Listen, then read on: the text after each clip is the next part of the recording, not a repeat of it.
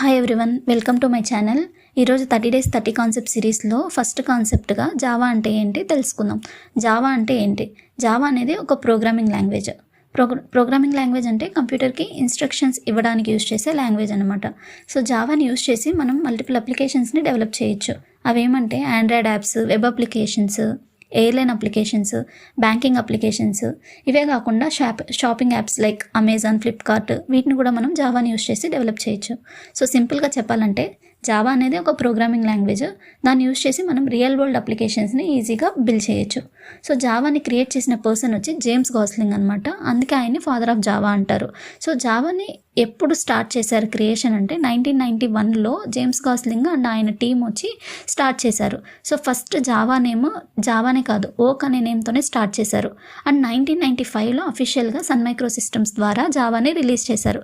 But ఓక్ name జావాగా ఎందుకు change చేశారంటే ఓక్ అనే నేమ్ ఆల్రెడీ ట్రేడ్ మార్క్లో ఉంది. సో అఫీషియల్గా ఆ నేమ్ మనం యూజ్ చేయలేము. అందువల్ల ఓక్ని తీసేసి జావాని పెట్టారు. జావా అంటే కాఫీ అనమాట. అందుకే జావా లోగోలో కాఫీ కప్ సింబల్ ఉంటుంది.